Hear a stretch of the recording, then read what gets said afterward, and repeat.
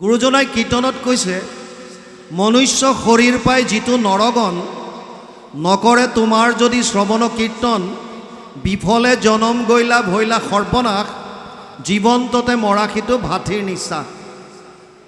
মানুহৰ শৰীৰ পাই যদি আমি কলিযুগৰ পৰম ধৰ্ম শ্ৰৱণ আৰু কীৰ্তন যিটো আমি যদি নকৰোৱে, নাম যদি আমি নাগাওঁ, নাম যদি শ্ৰৱণ নকৰোঁ, তেতিয়াহ'লে কৈছে আমাৰ জীৱনটো বৃথায়ে যাব। আৰু ইয়াতো শুকদেৱে প্ৰথম পৰীক্ষিতক কৈছে, হৰি বিমুখৰ হৈ ব্যৰ্থে আয়ু পা। মিছাতেই তেওঁলোকে মনুষ্য জনম ধৰিলে। দেৱতা হওক, ইতৰ প্ৰাণী হওক, কুকুৰ মেকুৰী গাধ ঘোঁৰা, কাৰো ভক্তি কৰাৰ অধিকাৰ দিয়া নাই। কেৱল মনুষ্য শৰীৰকে এই সুবিধাকণ দিছে।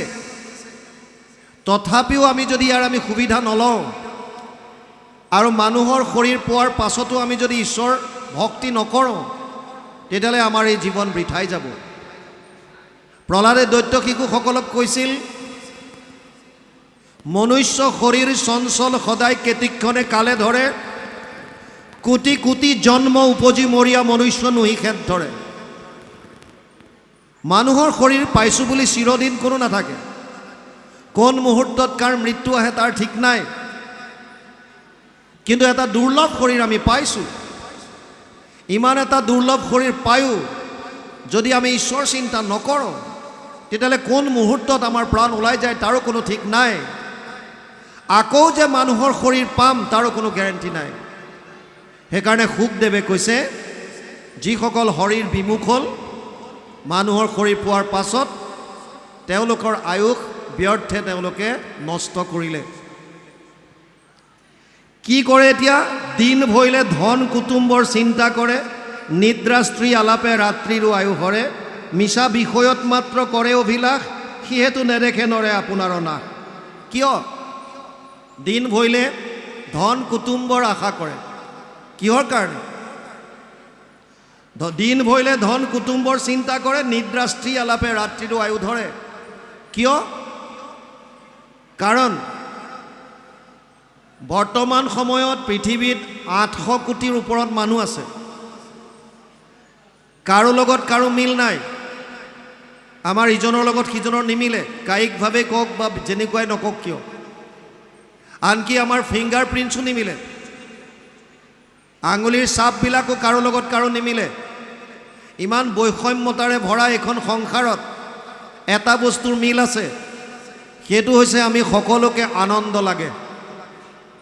ৰজাকো লাগে, প্ৰজাকো লাগে, চোৰকো লাগে, পুলিচকো লাগে, মহাজনকো লাগে, দুখীয়াকো লাগে, উগ্ৰবাদীকো লাগে, আৰ্মিকো লাগে, কীট পতংগ পোক পৰুৱা, চবেই এটা বস্তু বিচাৰি আছে, আনন্দ। আমিও আনন্দ বিচাৰিছোঁ। আনন্দটো ক'ত পাম এতিয়া আমি সেই বস্তুটো বুজি পোৱা নাই কাৰণে দিন ভৰিলে ধন কুটুম্বৰ চিন্তা কৰে। আনন্দটো ক'ত আছে? যিটো আমাক আনন্দ লাগে প্ৰতি মুহূৰ্তত, যিটো আমি বিচাৰি আছোঁ, এইটো আচলতে আছে ক'ত? ক'ত পাম? তাৰ কাৰণে অকণমান শাস্ত্ৰৰ কথা বুজিব লাগিব। শাস্ত্ৰত কৈছে মূল তত্ত্ব 3টা আছে মাত্ৰ। এক হৈছে ভগৱান, দ্বিতীয়ত হৈছে তেওঁৰ মায়া বহিৰংগ শক্তি, আৰু তৃতীয়ত হৈছে তেওঁৰ এই তটস্থ শক্তি বা নিউট্ৰেল শক্তি, জীৱ আমিবিলাক। আমি যিমান আছোঁ চব জীৱ, আমি ভগৱানৰ তটস্থ শক্তি, নিউট্ৰেল শক্তি। আমাৰ বাহিৰে দুটাই বস্তু আছে, এক হৈছে ভগৱান কৃষ্ণ আৰু আন হৈছে তেওঁৰ মায়া। মায়াৰ সংসাৰ এডাল তৃণৰ পৰা বুলি ব্ৰহ্মলোক পৰ্যন্ত যত যিমান আছে চব মায়াৰ। আমাক যিটো আনন্দ লাগে, এই আনন্দটো এই দুটা বস্তুৰ ভিতৰতে আছে। হয়তো ভগৱানত আছে, নহ'লে মায়াৰ সংসাৰখনত আছে। এতিয়া আমি যি ধন কুটুম্বৰ চিন্তা কৰিছোঁ, তাৰ মানে আমি মায়াৰ সংসাৰখনত এই আনন্দটো বিচাৰিছোঁ। আচলতে মায়াৰ সংসাৰত আনন্দটো আছেনে নাই, সেইটো বুজিবৰ কাৰণে মায়া কি বস্তু জানিব লাগিব। ভাগৱত পদ্মকল্পত মাত্ৰ 4টা শ্লোকত নাৰায়ণে ব্ৰহ্মাক কৈছিল। চতুশ্লোকী ভাগৱত বুলি সেইকাৰণে কয়। 4টা শ্লোকৰ দ্বিতীয় শ্লোকটোত মায়াৰ বিষয়ে কৈছিল। ঋতেৰ ঠেয়ত প্ৰতিয়ত না প্ৰতিয়ত চাত্মানি তদ বিদ্যাদাত্মনো মায়া যথা আভাসো যথা তম 2:9-34 দ্বিতীয় স্কন্ধ 9ম অধ্যায় 34 নম্বৰ শ্লোক ভাগৱত। ইয়াৰ অনুবাদ আমাৰ গুৰুজনাই কৰিছে দ্বিতীয় স্কন্ধ ভাগৱতত। মায়া মানে কি? অবস্তুক দেখা হয় বস্তুক আৱৰি এইহে মোহৰ মায়া জানা নিষ্ট কৰি। নাথাকিতো যেন দেখি চন্দ্ৰমা দুতয় থাকিতো ৰাহুক যেন কেহুনে দেখয় সেইমতে মায়া আৰ কৰি ঈশ্বৰক আশাৰ বিষয় সদা দেখাৱে জীৱক। এইটো মায়াৰ গুণ। ঈশ্বৰৰ আৰ কাপোৰ এখন দি আমাৰ মনটো এই বিষয়বিলাকৰ প্ৰতি নি আছে। কিয়? প্ৰত্যেক বস্তু মূললৈ যাব বিচাৰে। আমাৰ মূল কি? আমাৰ বুলি কোৱাৰ লগে লগে ইয়াত দুটা বস্তু আছে। এটা হৈছে পঞ্চভূতি শৰীৰ 24 তত্ত্বৰ দ্বাৰা নিৰ্মিত, আৰু এক হৈছে ইয়াৰ ভিতৰত সোমাই থকা চৈতন্য শক্তি, যাক আমি আত্মা বুলি কওঁ। দুইটা বস্তু মিলি পেলাই মই বা আমি হৈছোঁ। শৰীৰটোৰ মূল 24 তত্ত্বৰ ভিতৰত মন আৰু বুদ্ধিও আছে, আৰু এই 24 তত্ত্ব ক'ৰ পৰা সৃষ্টি হৈছে? মায়াৰ 3টা গুণৰ পৰা। সত্যম ৰজস্তম ইতি গুণ প্ৰকৃতি সম্ভৱা 4ৰ্থ অধ্যায় 5 নম্বৰ শ্লোক গীতা। গতিকে মন বুদ্ধিয়ে আনন্দটো ক'ত আছে বুলি ভাবিছে? এই মায়াৰ সংসাৰখনত। সেইকাৰণে ধন টকা পইচা ঘৰ দুৱাৰ পুত্ৰ পৰিবাৰ ইত্যাদিত আমি আনন্দ বিচাৰি ফুৰিছোঁ। আনহাতে আত্মা ভগৱানৰ অংশ। মামে বংশ জীৱলোকে জীৱভূত সনাতন 5ম অধ্যায় 7 নম্বৰ শ্লোক গীতা। হে অৰ্জুন, যিমান জীৱ আছে চব মোৰ অংশ। অৰ্জুনক কৈছে অহম আত্মা গুদাকেশ সৰ্বভূতাশয় স্থিত অহম আদিত্য মধ্যম চ ভূতানামন্ত এবচ 10ম অধ্যায় 20 নম্বৰ শ্লোক গীতা।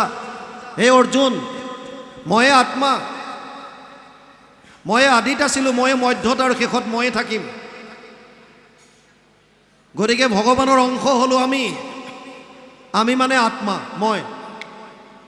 আত্মাটোৱে যাব বিচাৰিছে ভগৱানৰ ওচৰলৈ, মন বুদ্ধিয়ে যাব বিচাৰিছে বিষয়ৰ ওচৰলৈ। ধন টকা পইচা পুত্ৰ পৰিবাৰ মিতিৰ কুটুম ইত্যাদি। এতিয়া আনন্দ আছে ক'ত? আমি গম পালোঁ মায়াত নাই, কাৰণ অবস্তুক বস্তু কৰি দেখুৱাইছে। মোৰ যেতিয়া জেছলমেৰত পোষ্টিং আছিল, আপোনালোকে জানে মই SSBত আছিলোঁ।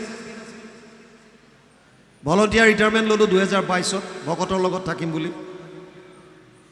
95 চনৰ পৰা 2001লৈকে জয়ছলমেৰত আছিলোঁ। ভাৰতৰ এখন মৰুভূমি। তাত আমি থকা দিনত গৰম দিনত 52 ডিগ্ৰী চেলচিয়াছলৈকে গৰম হৈছিল। 52 ডিগ্ৰী। কেনেকুৱা গৰম আপোনালোকে চিন্তা কৰক।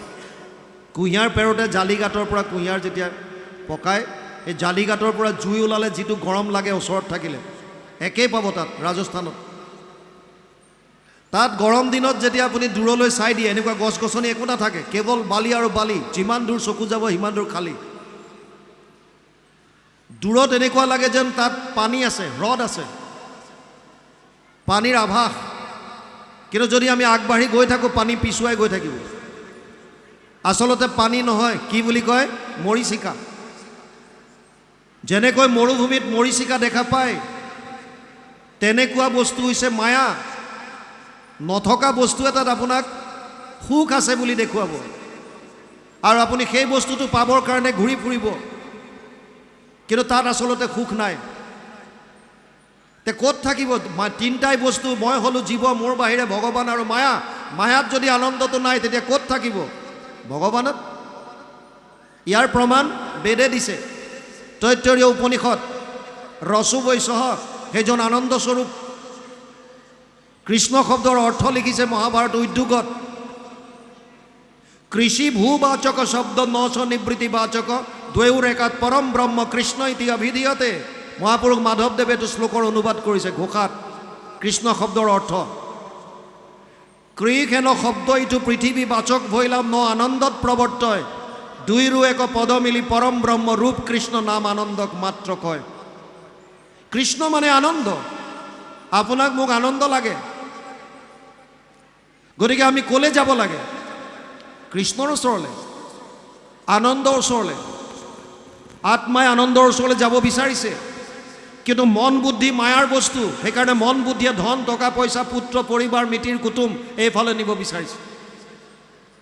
এই যুদ্ধখন ভিতৰত লাগি আছে, যুগ যুগ ধৰি লাগি আছে। শাস্ত্ৰবিলাকত ইয়াক ক'ৰবাত লিখিছে ৰাম ৰাৱণৰ যুদ্ধ, ক'ৰবাত লিখিছে কৌৰৱ পাণ্ডৱৰ যুদ্ধ, দেৱতা অসুৰৰ যুদ্ধ, ধৰ্ম অধৰ্মৰ যুদ্ধ। এই যুদ্ধখন আমাৰ ভিতৰত লাগি আছে। জিকিব কোন? যাক আপুনি খোৰাক বেছি দিয়ে, যাক শক্তিশালী কৰি তোলে। মন বুদ্ধিৰ খোৰাক বিষয়, ৰূপ ৰস গন্ধ স্পৰ্শ আৰু শব্দ যিমান আছে সংসাৰৰ বস্তুবিলাক, আৰু আত্মাৰ খোৰাক ঈশ্বৰৰ গুণানুকীৰ্তন শ্ৰৱণ আৰু কীৰ্তন। আপুনি যদি আত্মাৰ খোৰাকি বেছিকৈ দিয়ে তেতিয়াহ'লে আত্মা শক্তিশালী হৈ গৈ থাকিব, আপুনি প্ৰপাৰ আনন্দৰ মুখী হৈ যাব পাৰিব। আৰু তাৰ বিপৰীতে যদি মনৰ খোৰাক দিয়ে, যি মন যায় তাকে কৰিছে, তেতিয়াহ'লে আৰু আপুনি দলত ফচি গৈ থাকিব সংসাৰত। সেইকাৰণে ইয়াত বৰ সুন্দৰভাৱে কৈছে যে আমাৰ মানুহবিলাক প্ৰায়বিলাক যিহেতুকে শাস্ত্ৰৰ ওচৰ আমি নাচাপো, শাস্ত্ৰক কেৱল এখন ধৰ্মীয় গ্ৰন্থ বুলি আমি কৰি থৈ দিওঁ, যে আমাক ইয়াৰ কোনো প্ৰয়োজন নাই। এই কিবা অনুষ্ঠান হ'লে অকণমান একাধ্যায় পাঠ কৰি দিব লাগে। কোনোবাই কৈছে কোনোবাই চোৱাওঁতে যে ল'ৰাটোৰ দিনকাল বেয়া, ভাগৱত একাধ্যায় পাঠ কৰাই দিবি, তেতিয়া পাঠ অকণ কৰাই দিয়ে। কাৰোবাৰ ঘৰত অকণমান কিবা অমংগল হৈছে বোলে, গজেন্দ্ৰ উপাখ্যান কীৰ্তনৰ পাঠ কৰাই দিবি। সেয়াৰ কাৰণে ভাগৱত নাছিলে। আপুনি যিয়ে অধ্যায় অধ্যয়ন নকৰক কিয়, পাঠ নকৰক কিয়, প্ৰত্যেকটো শব্দই কৃষ্ণময়। কেৱল আপুনি বুজক কি আছে ভাগৱতত আৰু সেইমতে চলক, আচৰণত আনিবলৈ চাওক। ভাগৱতে কি কৈছে ইয়াত? আমাৰ প্ৰথমতে স্বৰূপটো উদঙাই দিছে, কি? দিন ভৰিলে ধন কুটুম্বৰ চিন্তা কৰে, আৰু নিদ্ৰাৰ স্ত্ৰী আলাপে ৰাত্ৰিৰো আয়ু হৰে। কেৱল আমি বিষয় কথা পাতি মেলি ৰাতিটো তেনেকৈ পাৰ কৰাই দিছোঁ, দিনত টকা পইচা ধন ধান কৰি চলাই দিছোঁ। গতিকে ঈশ্বৰমুখী হ'বলৈ আমাৰ সময় নাইকিয়া হৈছে। তাৰ কাৰণে আমি জীৱনটো বৃথাই কটাই আছোঁ। সেইকাৰণে ইয়াত কৈছে মিছা বিষয়ত মাত্ৰ কৰে অভিলাষ, সিহেতু নেদেখে নৰে আপোনাৰ নাশ। কেৱল মিছা বিষয়ত, যিটো বস্তুত আপুনি আজি আনন্দ আছে বুলি ভাবিছে, কাইলৈ সেই বস্তুটোৱে আপোনাক হয়তো কষ্টও দিব পাৰে, কাৰণ তাত আনন্দ নায়েই। আপোনাৰ মানসিক মাত্ৰ আপোনাৰ এটা ভাৱ, মায়া যেনেকুৱা ৰছীডালত সাপ যেনেকৈ দৰ্শন পায়। গতিকে য'ত আনন্দ নাই তাত আনন্দ বিচাৰি ফুৰিলে আমি নাপাওঁ। তথাপিতো এই মিছা বিষয়তে আমি আশা কৰি পেলাই আনন্দৰ আশাত ধন টকা পইচা পুত্ৰ পৰিবাৰ ইয়াতে আমি ব্যস্ত হৈ আছোঁ। সেইকাৰণে ইয়াত কৈছে এতিয়া, হেন জানি যাৰ ইচ্ছা মুখ্যক সৰ্বথা। সেইকাৰণে হেন জানি যাৰ ইচ্ছা, কাৰ কাৰণে? মুক্তি পাবৰ কাৰণে, মুখ্যক মানুহৰ জনম সফল কৰিবৰ কাৰণে যাৰ ইচ্ছা আছে, তেওঁলোকক কি কৰিবলৈ দিছে? পৰীক্ষিত তেবে শুনিওক কৃষ্ণ কথা। তেওঁলোকে কৃষ্ণৰ কথা শ্ৰৱণ কৰক, লীলাসমূহ, যি যি অৱতাৰ ধাৰণ কৰি যি যি লীলা কৰি গ'ল, এইখিনি শ্ৰৱণ কৰাৰ কথা আমাক কৈছে। কি কৈছে ইয়াত? দিবে চিত্ত কৃষ্ণ গুণ নাম কীৰ্তনত, কৃষ্ণৰেখে পাদ পদ্ম স্মৰিবে মনত। দিবে চিত্ত কৃষ্ণ গুণ নাম কীৰ্তনত। চিত্ত মানে মনৰ এটা পাৰ্ট। ক'ত মনটো দিবলৈ কৈছে? কৃষ্ণৰ কথাত। আমাক 11টা ইন্দ্ৰিয় দিছে, 5টা জ্ঞানেন্দ্ৰিয়, শ্ৰোত্ৰ নেত্ৰ জিহ্বা ঘ্ৰাণ আৰু চৰ্ম, 5টা কৰ্মেন্দ্ৰিয়, গুহ্য লিংগ পদ বাণী আৰু কৰ, আৰু একাদশ ইন্দ্ৰিয় হিচাপে দিছে মন। ভগৱানে কৈছে 10টা ইন্দ্ৰিয় তোৰ সংসাৰৰ কামত লগা, ধন টকা পইচা পুত্ৰ পৰিবাৰ যি কৰ, জ্ঞানেন্দ্ৰিয় 5টা কৰ্মেন্দ্ৰিয় 5টা তাত লগাই থ। মোক মাত্ৰ এটা ইন্দ্ৰিয় দে তোৰ। কোনটো? কেৱল মন। গীতাত অৰ্জুনক কৈছে মন মনা ভৱ মদ ভক্ত মধ্যাজি মাম নমস্কৰো মামে বৈশ্যসী সত্যম তে প্ৰতিজানে প্ৰিয়সী মে। অষ্টাদশ অধ্যায় 65 নম্বৰ শ্লোক গীতা। মাধৱ পুৰুষে অনুবাদ কৰিছে ঘোষাত। মোতে মাত্ৰ সদা দিয়া মন। মোৰ ভক্ত হোৱা সৰ্বক্ষণ, মোকে পূজা মাত্ৰ মোকে কৰা নমস্কাৰ। কহিলো তোমাতো সত্যবাণী, পাইবা সুখে মোক মহামানী। তুমি প্ৰিয়তম সুহৃদ সখী আমাৰ। হে অৰ্জুন, তোৰ মনটো কেৱল মোক দে, মনটো দে। আৰু আমি উল্টা কৰোঁ, ইন্দ্ৰিয়ৰ দ্বাৰা ঈশ্বৰ আৰাধনা কৰোঁ, নাম গাইছোঁ, শ্ৰৱণ কৰিছোঁ, কিবা কৰিছোঁ, আৰু মনটো আমি বিষয়ত লগাই ফুৰিছোঁ। সেইকাৰণে 45 মিনিট সময় নাম গোৱাৰ পাছতো প্ৰায়বিলাক ভকতৰ নামৰ প্ৰভাৱ নঘটে। কিয়? কাৰণ ইন্দ্ৰিয়ৰ দ্বাৰা নাম গাই আছে, কিন্তু মনটো ক'ৰবাত ঘূৰি ফুৰিছে। কোন কাৰ ঘৰলে কি হ'ল, মোৰ লগত কি হ'ল, অমুক কি হ'ল, কি কৰিছে কি নাই, মন ক'ৰবাত আছে। আৰু ইয়াত মই কেনেকৈ গাইছোঁ, মোলৈ কোনে চাইছে, মোৰ ভাঁজ ভঙতি অগ্ৰম, মনটো ক'ৰবাত ঘূৰি ফুৰিছে, ঈশ্বৰমুখী হোৱাই নাই। মন যেতিয়া ঈশ্বৰৰ চৰণত নিদিব, আপুনি বাহ্যিক ইন্দ্ৰিয়ৰ দ্বাৰা কাম কৰি কিটো পাব? এইটো কৰ্মকাণ্ড। সেইকাৰণে যিকণ সময় আপোনালোকে শ্ৰৱণ কৰে, কীৰ্তন কৰে, নাম গায়, যিয়ে নকৰক, চেষ্টা কৰিব যে মোৰ মনটো যাতে মই ঈশ্বৰত সমৰ্পণ কৰিব পাৰোঁ। বছ মেইন বস্তু তাত মনটো দিয়াৰ অভ্যাস কৰক। পৰম আনন্দ ইয়াত পাব। যিটো প্ৰাণ বন্ধু কৃষ্ণ হৃদয়তে আছে, সিটো মনেহে কৰিব লাগে। সেই কৰাটোৰো নাহি হানি এতেকতে পদ্ম পানী তুষ্ট সন্ত দেৱতাৰো দেৱ। কেৱল মনেৰে সেৱা কৰাৰ কথা কৈছে ইয়াত। সেইকাৰণে এতিয়া কৈছে, দিবে চিত্ত কৃষ্ণ গুণ নাম কীৰ্তনত, কৃষ্ণৰেখে পাদপদ্ম স্মৰিবে মনত। কৃষ্ণৰ চৰণ যুগল মনত স্মৰণ কৰক। আপুনি কৃষ্ণৰ ৰূপ যেনেকুৱাই ধাৰণ নকৰক কিয়, চৈতন্য মূৰ্তি আপুনি হৃদয়ত ধাৰণ কৰিব পাৰে।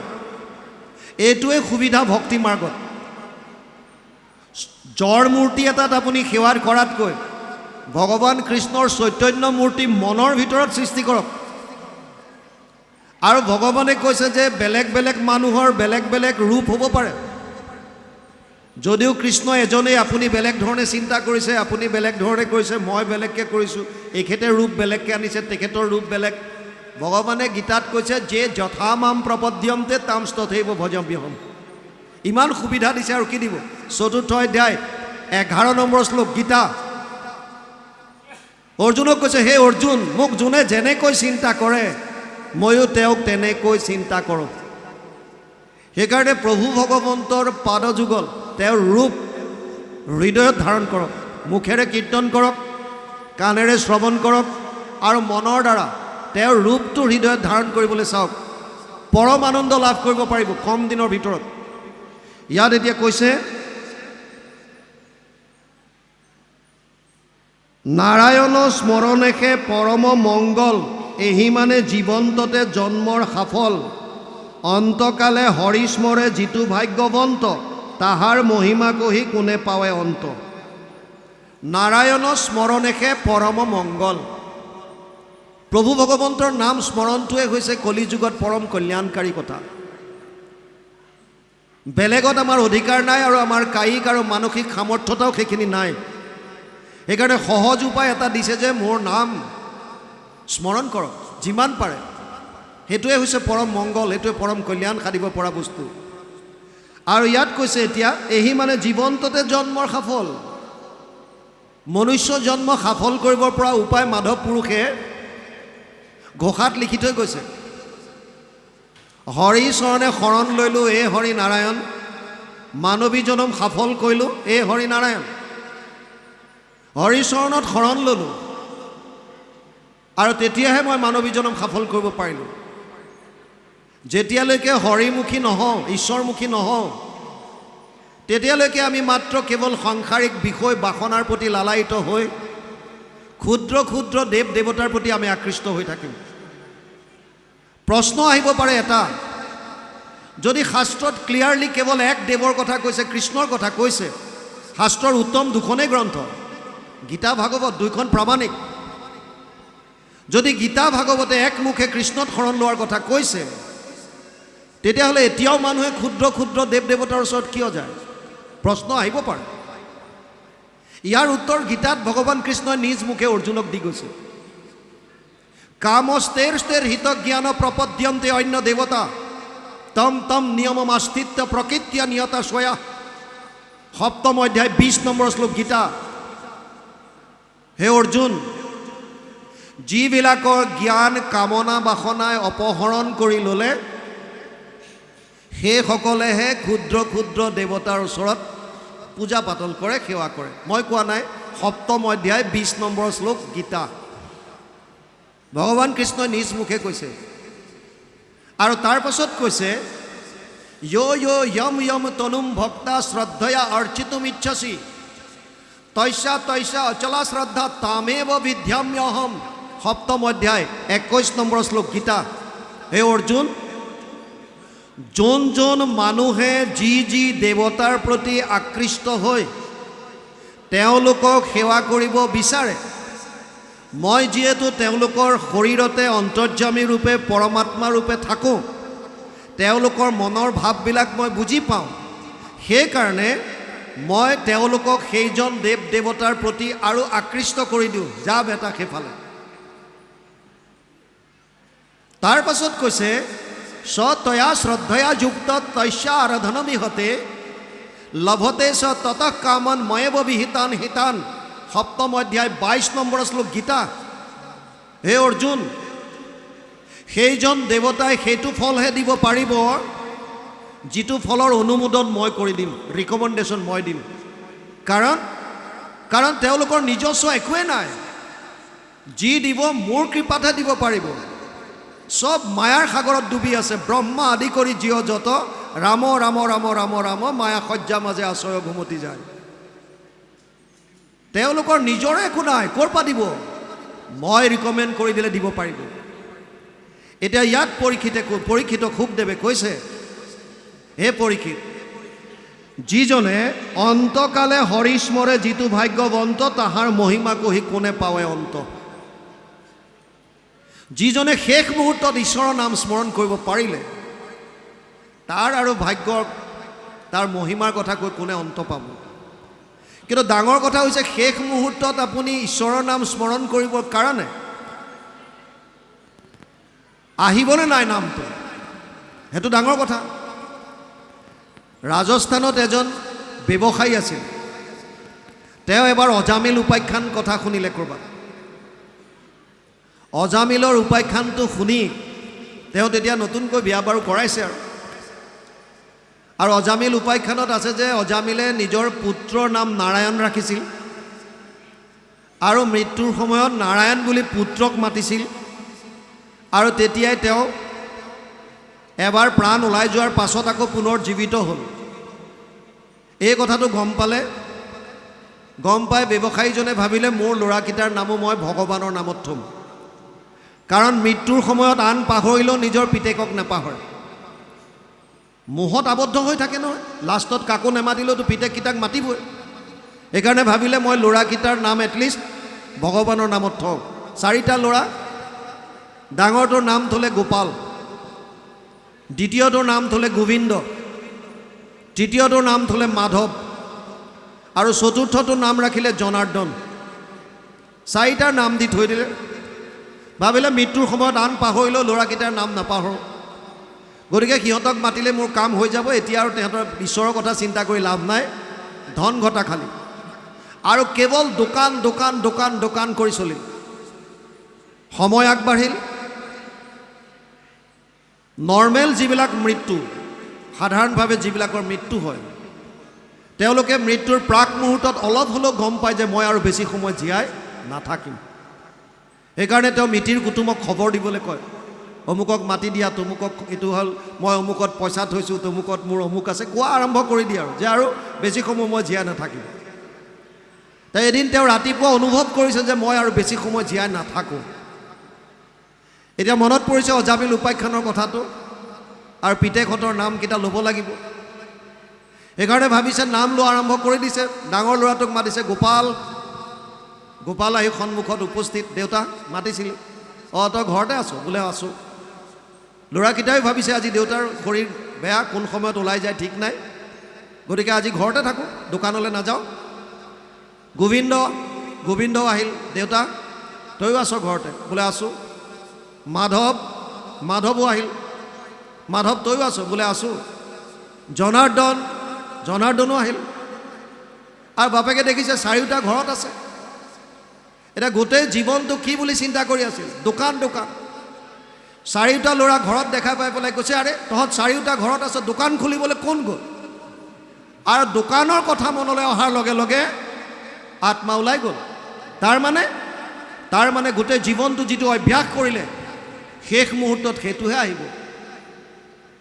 অৰ্জুনক কৈছে, অন্তকালেশ মামেবম স্মৰণমুক্ত্বা কলেৱৰম ইয় প্ৰয়াতিশ মদভাৱম ইয়াতি নাস্তিত্ৰ সংশয়। 8ম অধ্যায় 5 নম্বৰ শ্লোক গীতা। হে অৰ্জুন, শেষ মুহূৰ্তত যোনে মোৰ নাম স্মৰণ কৰে সি মোক পাব, ইয়াত কোনো সন্দেহ নাই। কিন্তু শেষ মুহূৰ্তত ঈশ্বৰৰ কথা মনলৈ আহিবৰ কাৰণে এতিয়াৰ পৰা অভ্যাসটো কৰিব লাগিব। যদি অভ্যাসটো নকৰে শেষ মুহূৰ্তত আপোনাৰ ঈশ্বৰৰ নাম কেতিয়াও মনলৈ নাহে। ইয়াত শুকদেৱে কৈছে, অন্তকালে হৰিস্মৰে যিটো ভাগ্যৱন্ত তাহাৰ মহিমা কহি কোনে পাৱে অন্ত। কিয় কৈছে?